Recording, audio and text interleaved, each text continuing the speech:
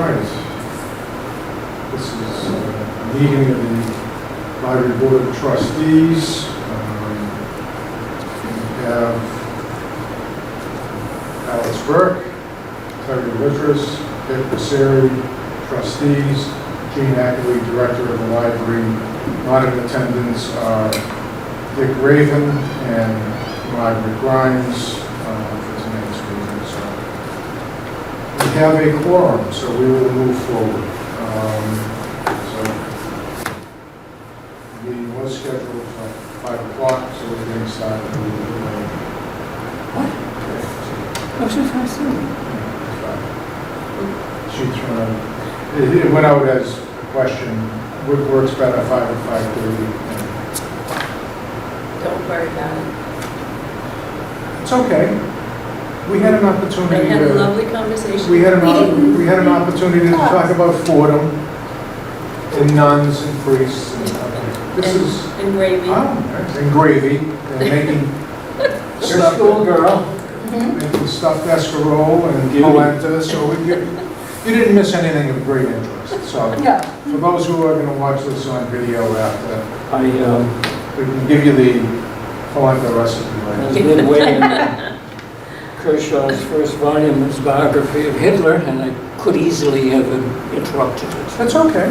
So, sorry. It's not a problem. It's not a problem. So, we're calling the meeting to order at approximately 5:22. And Girl. do we have minutes from the last meeting? Yes, we do. Oh, okay.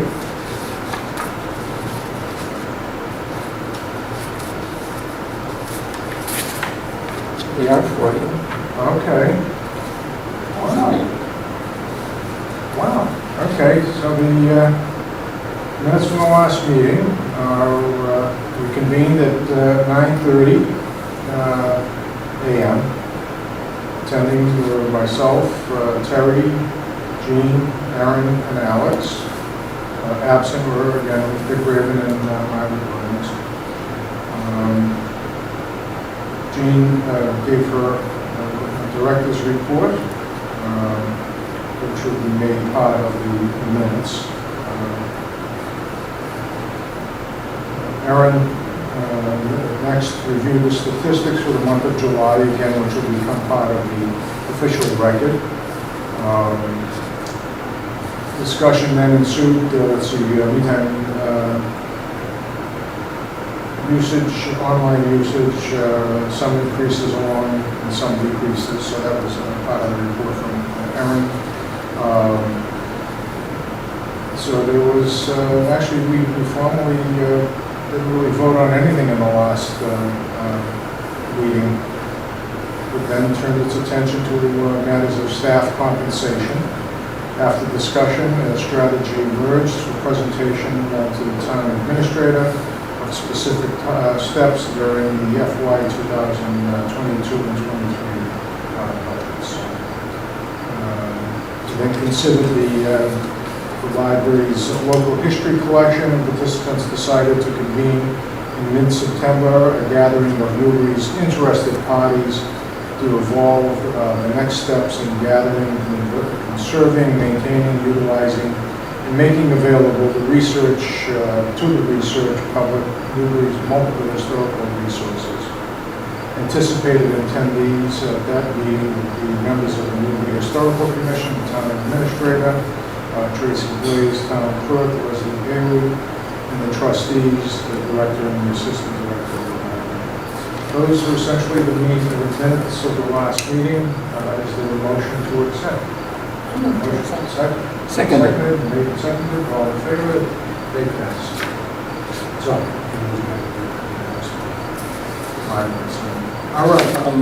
If you want to send them to me electronically again, I'll post them. If I want some none, I'd have asked them whether they were okay, which I did. And You then I did. failed to email them along to the other folks. That's So, fine. That's That's fine. but for my guidance today, your report, Jean, and Aaron's statistical results are incorporated by reference within the minutes, so there's no need to make detailed reference. No, reference to just, them, they're just right. listed as documents. They're listed as documents, and then those documents are filed.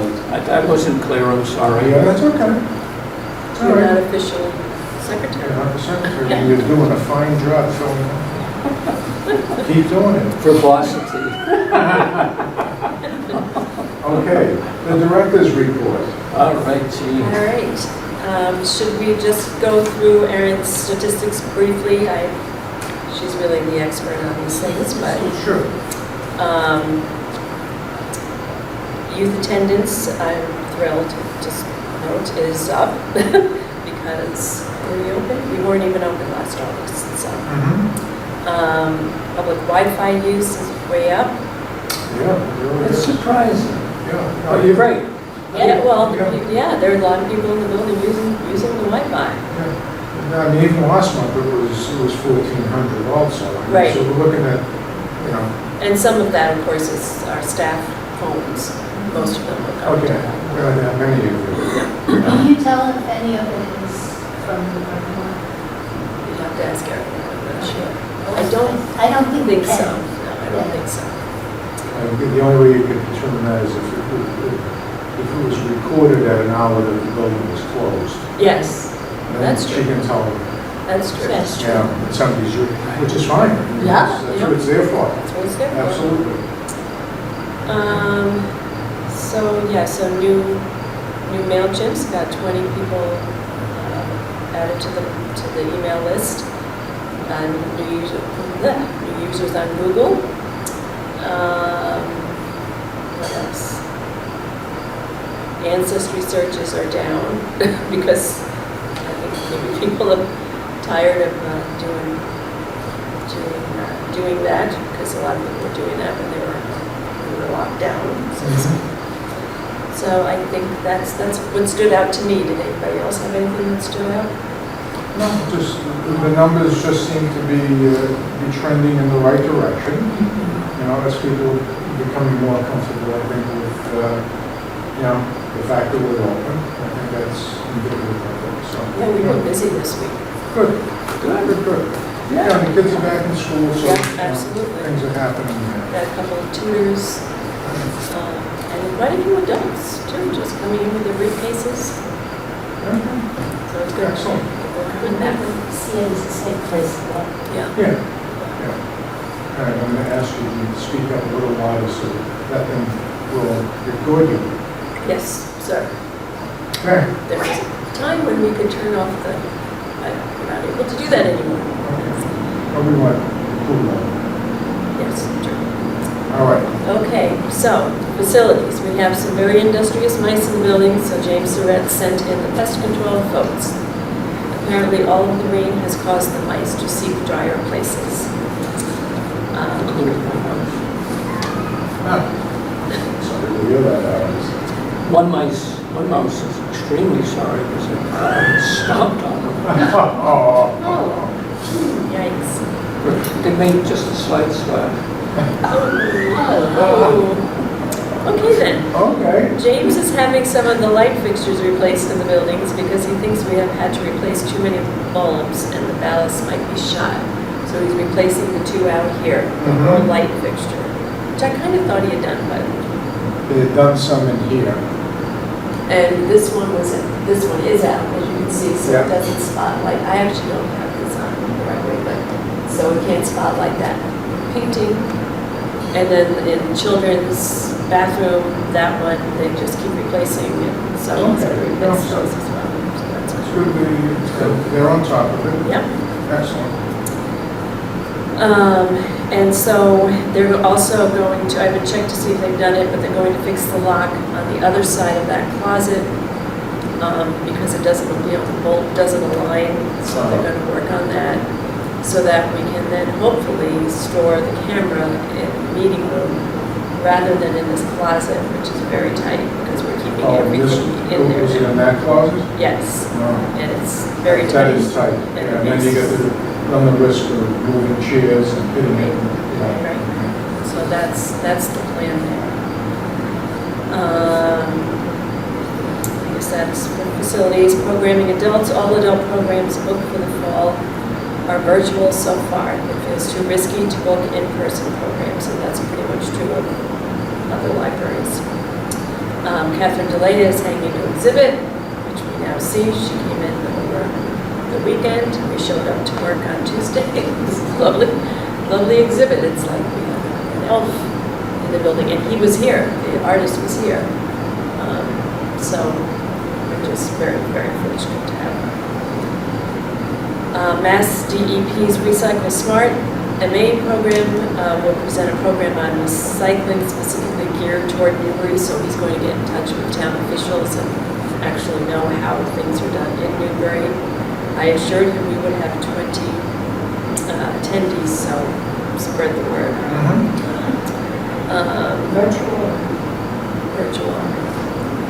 And this program is free to us. The new Fall Story Walk is up. The book is Fall Leaves by Loretta Holland. Beautiful book, perfect for this season. Programming in youth. Katie and KD are offering 4 story times a week, all indoors. This is a little bit of an aberration from other libraries, but this is what we're going with for now. Most other libraries are doing theirs outside, at least through October. One is an early bird story time at 9:15, and one is pajama story time, which is tonight at 6:30 on Wednesdays. We are requiring masks at story time since the state has required them at schools and children cannot yet be vaccinated. They are also offering Logomania and a parent-child book club for school-aged kids. Staff, I held individual check-ins with staff, which turned out to be a very positive experience for all of us. I talked about several different things, including their least favorite task, shelving, which has always been my least favorite task as well, and what they needed more from me. We are incredibly fortunate. We have an incredible team. I've been here through many different staffs. I can say without hesitation, this is the best staff we've ever had at the NTL. And I don't think they're just telling me what they think I want to hear when they say they love their jobs. It just makes you want to come to work every day. Same thing they tell those of us who ask them, you know, which I know is Nice. Good. And our 2 youngsters are very interested in taking on more and more stuff. So KB is taking on more marketing and social media, which are not really KT's favorite tasks, so that works out well. And Emma is interested in taking on podcasting. She studied theater in college, so that includes wrangling with the equipment that Katie and I got just so far with and then got stumped. So Emma will probably figure that out. That's good. Yeah, really good stuff. No, especially with the, all this technology. That's the one thing that is really changing in the libraries, and we've got to stay on top of it. So you've got 2 young folks who are, Raring to go. raring to go, and it's part of their fingers and brains are younger and more their nimble. nimble. Absolutely.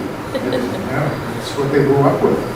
Yep, Probably what they experienced in college, too. exactly. We are very fortunate. The Friends held their first meeting, and now we've had another meeting yesterday. They decided against any food except possibly an ice cream truck. I think now they're going to hand out snacks. They have changed the name back from Funtober to Harvest Festival because Erin and other marketers, and myself included, not a marketer, really think it's important to stick with if you have an annual event, to stick with the name, because otherwise people get confused and they don't know what it is. So it's back to Harvest Festival. We won't be sampling soups and breads, but it is the annual Harvest Festival put on by the Friends. Katie is putting together a Touch a Truck event, which has always been popular. We used to call it Vehicle Night. So she's been in touch with various people. She's definitely got the DPW guys on board, and she's in contact with the police chief and fire chief. I think she talked to him, and she's getting in touch with the farms. There will be cornhole and bocce. I don't know if I spelled bocce right, and croquet out on the back lawn. The literary pumpkin contest will be back, and a curated book sale with mystery and scary books and holiday books. As much as possible will be held outside. We do. Maureen, once again, has got some incredible raffles. So we will be doing raffles, and we'll be having the jars in the library like we did, I think, for the plant sale a couple of weeks ahead. So that really helps with that. Volunteers, the Governor's Academy students started this afternoon, and they're working in children's, which is great because we always need shelters in children's. They'll be here through November 12th. All of our other new volunteers have worked out very well. We even have someone watering the plants, which is a big time saver for me. It was Erin's idea to get the plants, and somehow it became my job to water them. Okay. Other person. Yeah. So that's great. She's really, she's taking it seriously, so that's great. So we have 12 current volunteers, not including the governor's students. That's it. All right. Very good. Okay, so the next item, adjustment of compensation levels of staff. Yes, so I know I sent out some, I didn't go over the budget, which I can do. It's pretty straightforward. I sent you the sheets. That's all pretty straightforward. And in the interest of time, because Alex, I have to start a program at 6:20. Good planning, Alex. Okay. No, Alex is fine. Yeah. So, Okay, Alex is here. Truth. so maybe just, if it's all right with everybody, go ahead with the compensation levels. Yeah, go ahead, talk about that. Yeah. So I had sent out the comparisons, which everybody got to look at. Yeah, I have some extras if people want to look. I can look on. Okay. I don't know which one she's talking about. Well, we'll start with children's.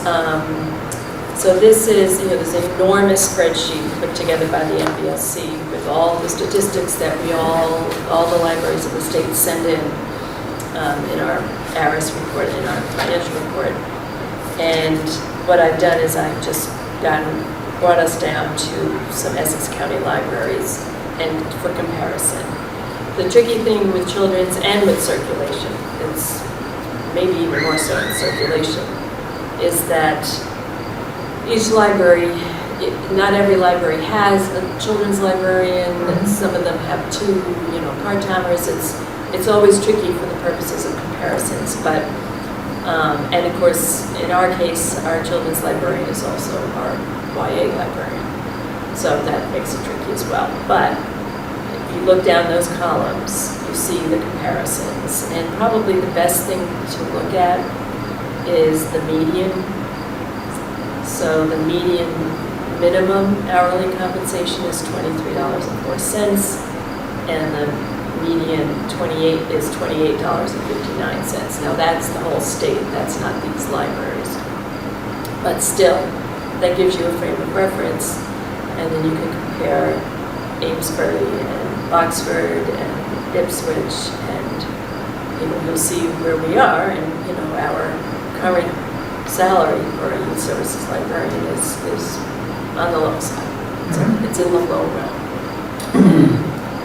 Well, I have been given the range of 1935 to 3031 for the children's librarian. I think that was the range that the town has for that position. I'm not sure where Tracy gets those. Yeah. I'm sure it's some sort of municipal Yeah. thing, so this is what I always use for Okay. comparisons. But it's pretty, No, it's about well, the if you same. figure yours is, what year is from? Is this the one? These are 2018 data. These are 2018 data, so they're, 3 years old. Right. So we can assume that those numbers have gone up slightly. Okay. So, all right, so I think one of the things, just for the sake of the record, one of the reasons we're having this discussion is to ensure that our positions are competitive with other libraries. And, you know, I think one of the things that we have found historically is that we lose people because they come here, they get trained, they love working here. But compensation is always at the lower end of the scale. And they move on for other opportunities, which means we're constantly in flux in our positions. And just the number of people who have been a children's librarian, you know, could have installed a revolving door with that. I think we want to stop that as much as possible. Always competitive.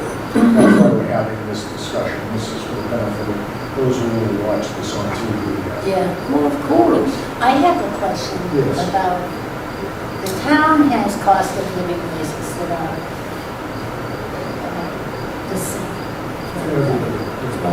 Do other libraries have a merit system at all? That you know that? I can't say for sure. I know other towns, or and mostly larger towns, it's always tricky for smaller towns, do have some sort of personnel evaluation that they do use, but I think it's something that the town wants to have more of. You know, I think it's some strategic plan somewhere from what Tracy's told me, but it's just been another thing that's hard to get off the ground. Right. I mean, if you think where we were, you know, 10, 15 years ago as a town in terms of structure and management, it's a continuous process and it's evolving. I mean, and that's what's happening. I think that's what we're doing by taking a closer look at these numbers to try to get our people in competitive positions. Right, for retention. For retention, absolutely. Right, and so, you know, I should have probably included the compensation levels that are provided by the town, but, you know, they have their low, middle, and high range, but there really is no mechanism to move people along other than the cost of living increase each year. So that's one of the keys in having this discussion is we want to make sure we stay within those ranges that the town has established. Because, you know, we're all set with that as long as we stay within the range. Any deviation from that, we would have to go back to the town for a personnel board and have a discussion and justify why we're changing outside of the range that's been established. So we're looking at, everything we're looking at is within the range, if I understand it correctly. Right, and so our range for this position is 1823 to 2828. As of 3 years ago. As of 3 years ago. No, that's 2 years ago. 2 years ago. 18? What year is this? 2021? So it's probably, it's either, I think it's 19. Okay, so we'll say 2 years. So it's Yeah. off by maybe 4.5 points. Yeah, right. So it's called Yeah. each of 1 or 3/4 points. So the other one is And the other one, circulation, I put it with senior librarian because libraries are all over the place these days. They often have titles like adult services librarian, and so as you can see, there aren't a whole lot of circulation librarians to compare to. So Boxford is probably a good comparison. They don't have a minimum maximum. That might be because it's a union position, I'm not sure. Yeah, Boxford, some of their staff is union. Unimar folks. No. So they're on a range, but it's 25.75. We know Hamilton's bringing some compensation for circulation. Yeah, but see, Somewhere in Hamilton, whatever Jane's new position is there, they don't, it didn't, maybe it's a new position and maybe she is circulation head now because this was 3 or 4 years ago, whatever. Yeah. But at this time, they just had senior librarian. At least that's what was submitted to the state. Right. So it's a tricky Yeah, comparison. in reality, it's comparable to the head circulation. Yes, I would say that. You know, obviously, everybody's going to have their own titles and nuances to the positions that they have. Right. And, they're essentially doing the same task. Yes. So if you change a position description, you might need to fall into conversation with the HR board here in town. Right. I think if we, I did that, I met with the HR board, but they just changed the description based on the tasks. They are not involved at all in the pay rates. yeah. So the pay rates within those job descriptions is established elsewhere. Yes, All right, so it's good to know. yes.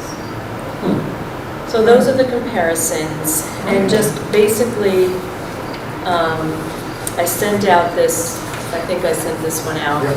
but I did have to make some corrections. And like I said, I spent quite a lot of time trying to figure out how this increase would look, what it would look like. And I was reminded, or I remembered, that we had tried to pay Jane a higher rate with state aid funds, and we were told we couldn't do that. So I think we might, unless there's going to be another workaround, I think we might run into that situation again. Okay. So the best way I figured, after going around in circles for a while, was to just come up with the increase above what they're currently making. So for circulation librarian, it was $1.56 more an hour. And for youth services, it was $3.30 more an hour. And compute that out for the 40 weeks remaining in the year, beginning October 1st. And then figure out what that amount would be. So for circulation librarian, it would be $2,109. For youth services, it would be $4,461.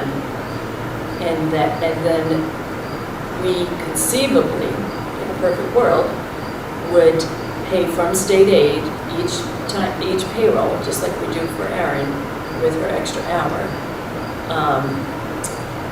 that amount, that weekly amount, which basically comes out to, for Catherine, about $52 more a week, and for Katie, $111. But I'm not sure that's going to be allowed. I'm not sure if they're going to want it, because this is a different rate. So I'm not sure if they're going, if we're going to be asked to make it as almost like a bonus that we're giving them, that we will pay out each week. Well, the conversation that I had was that we would, as long we could increase, my understanding was that we could increase their rate without the approval of the HR board, as long as we stayed within the approved range. Okay, which we are, and we would be covering that increase utilizing our state aid and not utilizing or looking for other town resources at this point.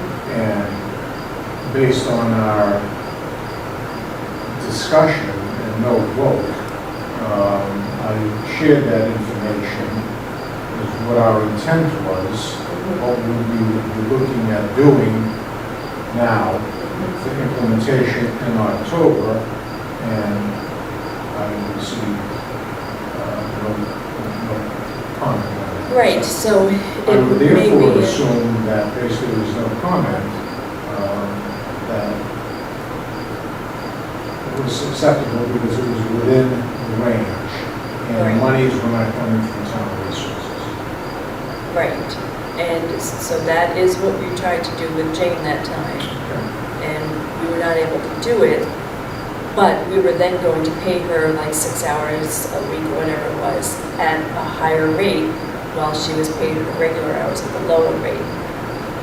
So the reason I set this up this way was, all right, the trustees want to pay from state aid this much above what the town is paying, and here's what it looks like, here's what it would be each week. That would come from state aid, and it would be, it would be these amounts. I don't know, I think it's gonna fry some brains in town hall, so, we're gonna have to, if, hopefully, Tracy's giving the approval, So we'll just have to figure out how they want us to do Yeah, it. I mean, this is, I'm sure they're bright people, they can figure out how to do this. It's not rocket science, I'm sure it happens, may not happen in this town very much, but it happens elsewhere. So I think that's something that in fact, let us see, let me know what the comments are, and we will set up the appropriate meeting and have that discussion. As people work and go to workshops and learn new skills, that is separate, basically, from the cost of living increase, you would think. But they're actually working at not just the cost of living, but they're excelling at their skills. And their skill level is Right. increasing. Right. And we're proposing or talking about establishing 2 of these positions at the same rate because of the comparable level of responsibility that each, granted, one is circulation, one is children's, but their function has the same level of responsibility, and they manage the same level of personnel in each category, and they're asked to do other things than just annual growth and circulate on whatever course of the children's event.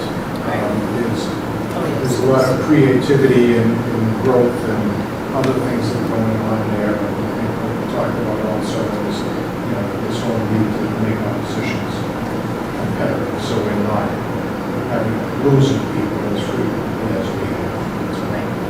So that being said, is there a recommendation, Jean?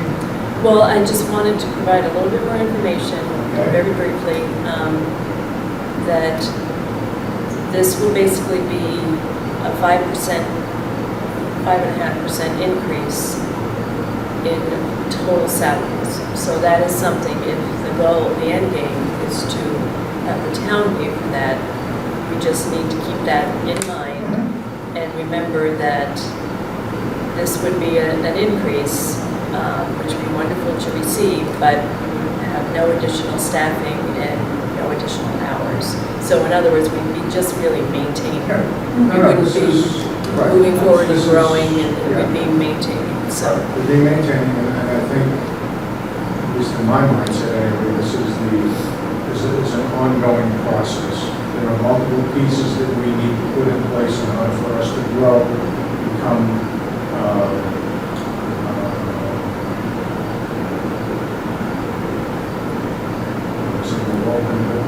to be open more than we are now.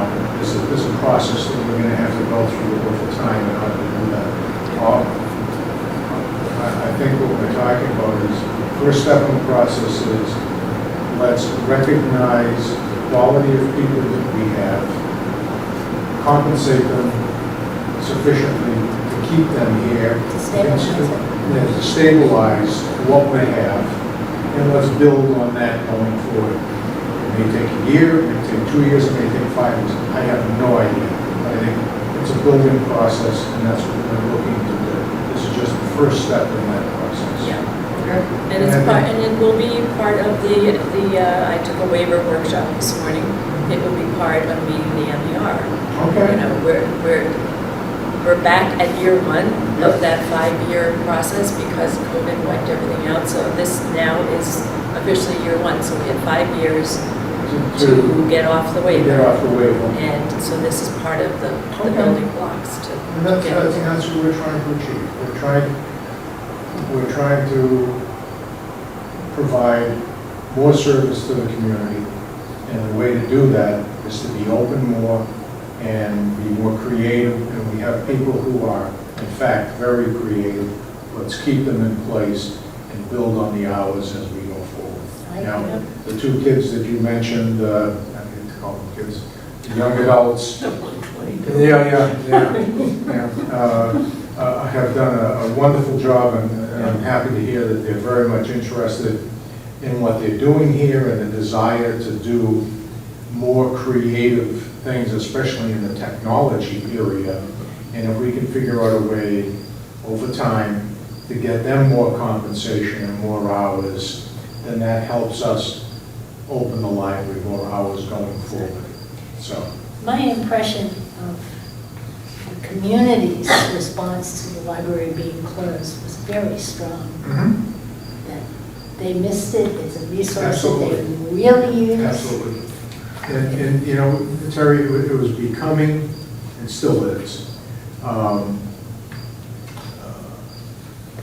institution, a facility that is meaningful to a whole host of people for different reasons. Exactly, yes. It may be books, it may be movies, it may be videos, it may be The story walk, the story walk, it's the town I remember, which we're going to get going again. I have friends who do, what is it, Tom Wren? Yes. They love that. Somebody, well, you mentioned Jeff doing the yoga class. I mean, it's what the library is supposed to be, is try to be something to everybody. Yep. And the people who are going to say, I have no interest in it, and that's fine. There is something here of interest to you. Take out a cake pan, you know, that's it. So, Yep. you know, this is the building process. That's what Yep. we're looking to do. And, Yeah. you know, that was a commercial. Gene, I have a very mundane, banal question, Okay. but again, I'm the newbie here, I have no grasp on how the payroll mechanism works. Are current levels of compensation automated at the treasurer's office and just sort of regurgitated every other week? I'm not sure I understand the question. Or do you proactively need to request compensation for each of the employees every other week? Yes, Yes. we submit payroll, is that what you're asking? That may be what I'm asking. We submit timesheets, I should say. Timesheets, Yes. Yes. but Against, no number of hours times rate equals. Yes, Yes. yes, That that's does all. not get done, or Yes. does it? Yes. that's what the timesheet Yeah. shows, All right, so it That's true. extrapolates to the point of requesting that dollar. a gross compensation Yes. Right. for each of our, okay. Yes. Right. Would we be submitting payroll in two chapters? One for payroll as articulated in the FY22 budget, and a second for a second iteration of payroll for the enhancements which Yes. we're contemplating as of 10/1, Yes. whatever the relevant pay Right. period is. And So we already do that. we submit two? Yes, Oh. Erin works an extra hour a week, which the trustees voted 3 years Eons ago ago, yeah. to pay out of state aid. What else gets paid out of there? Jane did it at one point. Jane got extra time for archives. Yes, yes. And that was a separate timesheet. for that. Right. So, on the processing level, does town then issue a single paycheck? Or nothing matters, I suppose, if the number's computed? I'm pretty sure they get 2, but you know. Again, mundane, I don't understand how the system works. Mhm. Lots Yeah. better now, thank you. You'd have to Okay. ask Erin. I honestly do not know the answer to that. Okay, okay, or you could ask the accountant. I could. I'm pretty Could you sure talk to it's me? 2. I think Erin, I think she, Diane? it would be Diana. it would be Diane, not the accountant? No, Diane does the payroll and Oh, okay. all of that. Sorry. The treasurer. Oh, no. Yeah, that's weird. I don't know. We've never really spoken about 1 or 2 paychecks. I kind of think it's 2. Okay. Could be wrong, because they come from separate accounts. So. Well, they do, Yeah. they do, and you know, as I look at the budget figures as you presented them to us earlier this day, under the state aid account is a pretty good number, Yes. Yeah. 41,926.17. Yes. So it is to those numbers that we are appealing. We're drawing For from support, that. yes. Yes. Yeah, we're drawing- Right.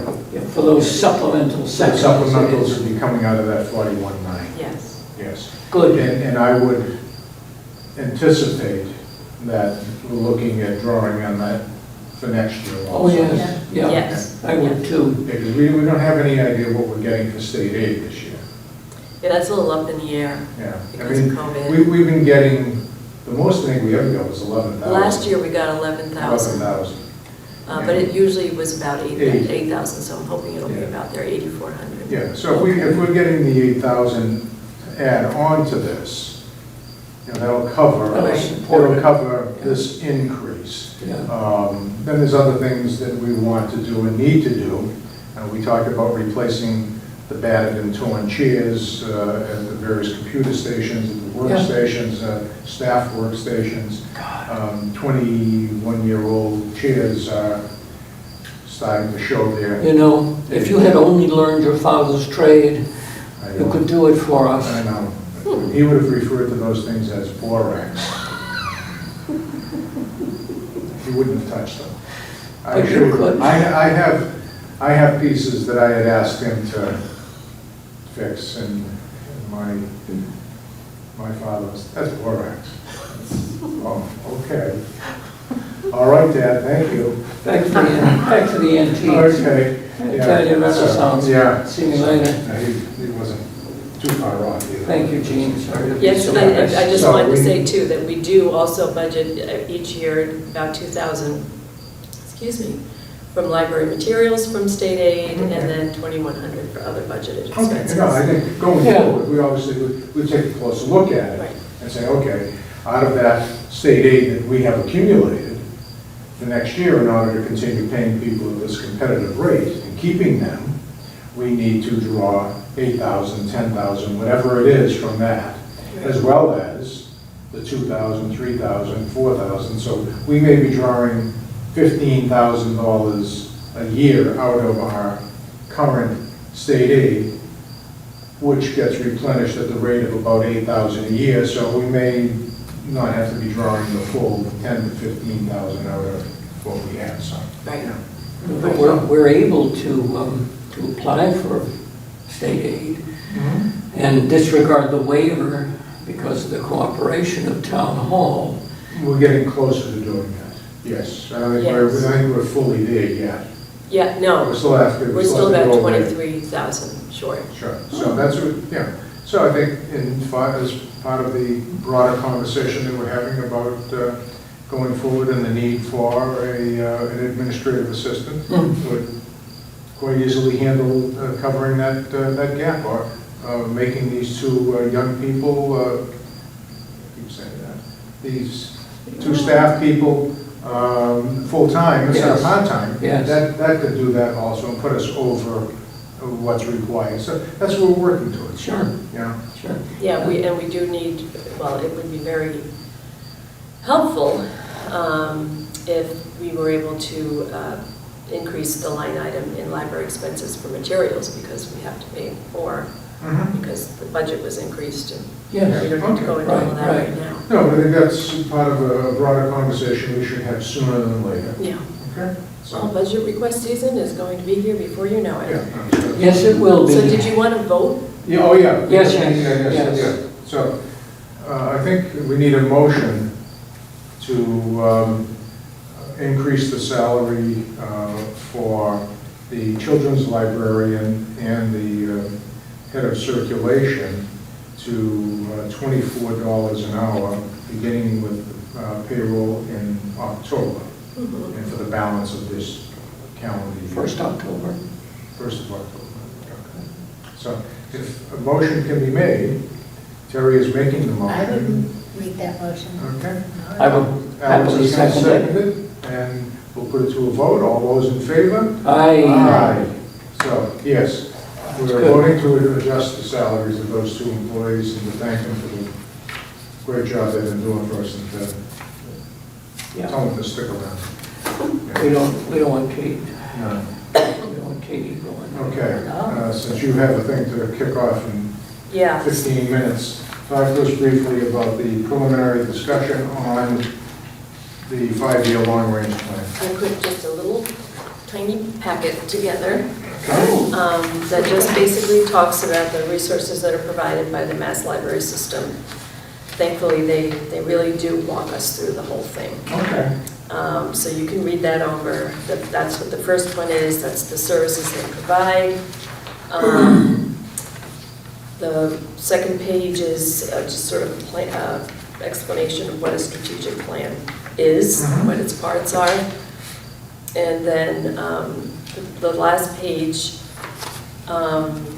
explains the meeting model that MLS uses. There are other meeting models, but I say why invent the wheel? This is the one that they use and we've used before, so I think it would be great to use this one. So you basically have 3 meetings and you do the things that are described here. So you can all read that and we can get back to that at the next meeting. I have some ideas of people that you might want to ask, which I can spread around to be on the committee. I'm not sure if there's a recommended number of people. I'll have to find that. There's a lot more on the MLS site than this. I tried to shrink it down to these 3 pages because it can get a little overwhelming. So I will get an idea. On the MLS site, if we wanted to look at the additional information. It's there. It's there. It's there. Okay. And then there was that blog that you sent around, Dick, I think. And that is Michelle Everell, I think that's her name. And if you still have that, if everybody has that email, there's things to look at there and follow the blog, which I'm planning on doing. I think that would be very helpful. Okay. Some of the meetings that I went to when I first was elected, I went to the library board meetings. They were very helpful. Okay. And some of those might be recorded, I'm not sure. Yeah. That could be. So that's that with that, and I did want to just say one other thing if we're done with strategic planning. Yep.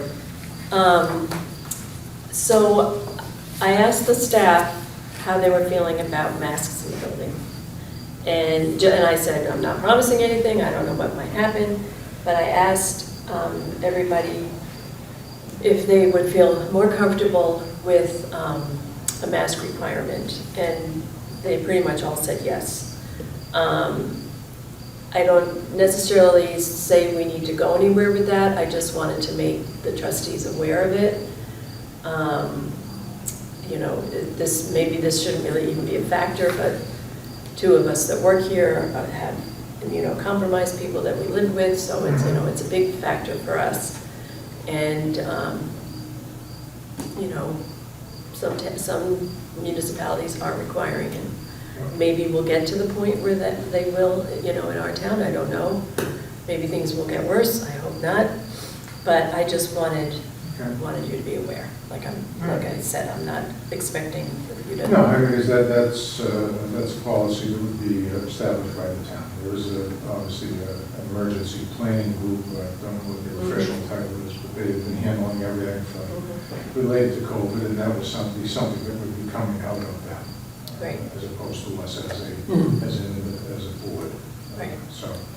But I wouldn't object to anybody wearing one. Oh, no, and I see more and more people coming into the building, at least the It's time. funny, I'm seeing less and less. Maybe it's because there's more and more people coming in. Oh, maybe that's the issue. But in the beginning, we were seeing more masks. Okay. And children's, it depends, but, and we're requiring them for story time, because if they're required in the schools. then- No, absolutely. That makes sense, So, anyway, I just wanted that out there. Hopefully it won't be an issue anymore. Yeah, no, I think it's going to be let's go a little while. But maybe we can find some language that encourages people to do it. Yeah, we basically say, we're not requiring them. We have masks if somebody wants them, and they sometimes take them. But we say we're wearing them because children aren't able to be vaccinated yet. Right. And the entire staff is wearing them. Yes. So it's suggested. Right. It's a good idea. Right. So, Next, one of the other things that is setting up something to do to get the town I remember going again. So maybe we want to do something, in October or something. We should start looking at some dates near the end of the month, at least to start the discussion and the planning process for that. Get that going. I know people are very much interested in having it happen again. Another thing that got pointed out to me, I knew this, but it got pointed out that, and I thought came to me was, next year we're doing this, the Newbury Days. Are you involved in that at all? Up to my hips. Let me give you a little more. It may be already being identified. Go ahead. Next year is the 100th anniversary of the Byfield Fire Department. Yes. Okay, it was established in 1922.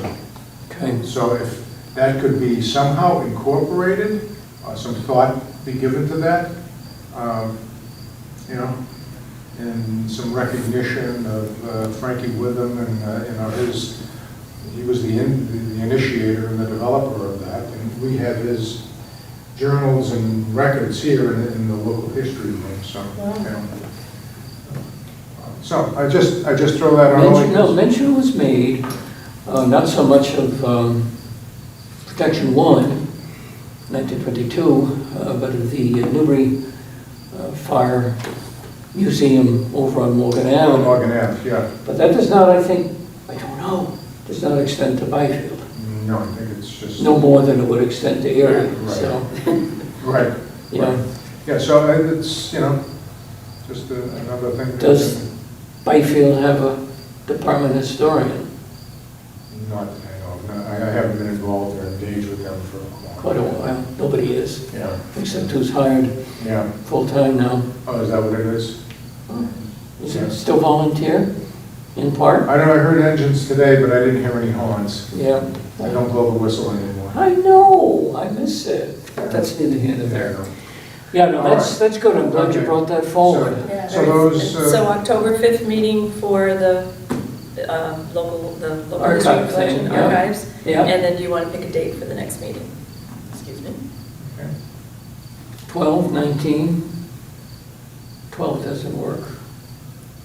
I mean, it could.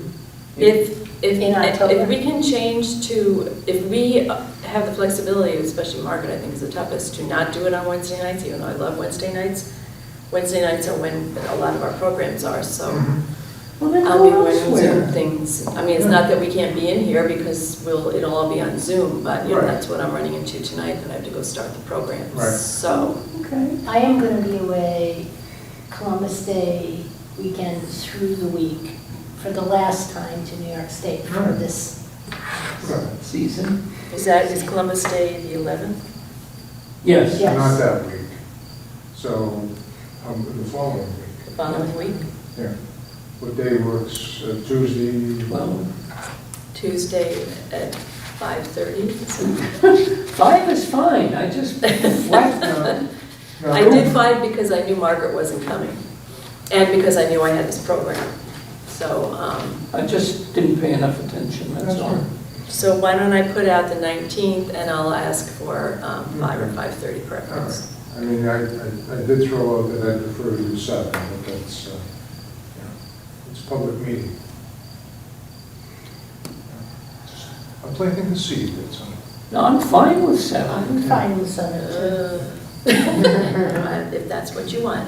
No, Well, no. that's just, No. I'm throwing that out. It Just let's needs to think be about, let's Congenial for all participants. let's see what Dick Is it- and Margaret say. Because it is a public meeting, and it's obviously people coming home from work Right. at 5 o'clock, 5:30. Is it ever something for a Saturday morning? For me, yeah. I'm I'm generally fine. not around on Saturdays. That's right. That's what you've done such most of the weekends, yeah. I just- Yeah, and by the way, guys, on Columbus Day itself, the Museum of Old Newbury is doing a symposium at Governor's on race and slavery. Oh, yes, okay. that's right. Yes, I did see that. We have some high-class Yeah. scholars Sorry to coming run. in to present. Okay, so the meeting is adjourning at 6:16. Very good.